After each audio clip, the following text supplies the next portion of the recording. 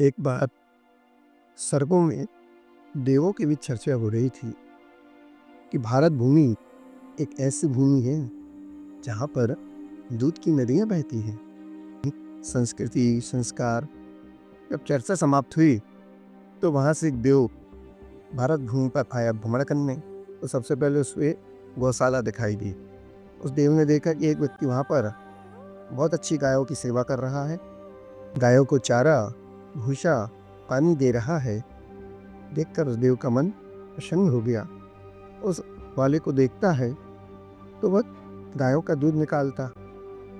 फिर वाला अपने वाहन पर लेकर और दूध से भरे हुए बर्तनों को और घर घर जाके देने लगा। तो जब देव ने देखा कि ऐसा भी होता है, यहाँ पर वाला इतनी सेवा करता है, उसको घर घर जाके दूध बेचता है, वह बहुत प्रसन्न हुआ और आगे बढ़ा।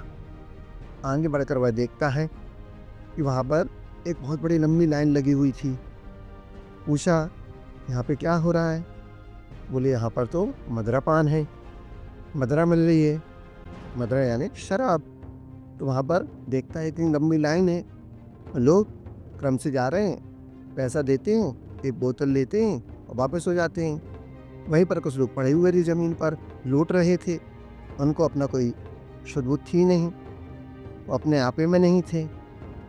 तो उसने देखा कि ग्वाला इतनी मेहनत करता है और गायों को संरक्षण करता है, दूध निकालता है और घर घर जाकर देता है। आज का जन्म हुई बालक से लेकर 80 साल के वृद्ध तक सब उसके दिए हुए दूध का पान करते हुए अपने जीवन को पुष्पित और पल्लवित करते हैं। और कभी उसको एक शराबी ने धक्का दे दिया, एक शराबी ने उसको बोतल आगे पड़ा दी।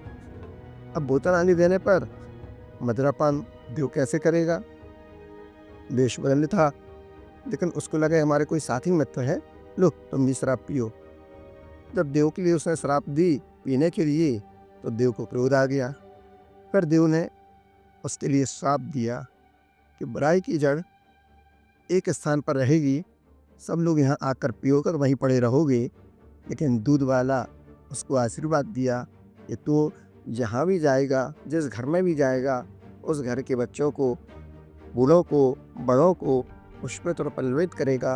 और उसको वरदान दिया कि तेरा दूध कभी निष्फल नहीं जाएगा, जिसको भी तू देगा वो अमृत पान करेगा और तेरा सम्मान सारे जहां में होगा।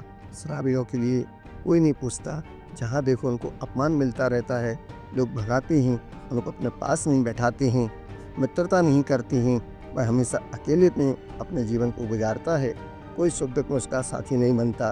लेकिन जिसको दूसरों की दया, करुणा, क्षमा ये भाव हृदय में होते हैं, उनका हर जगह सम्मान हुआ करता है।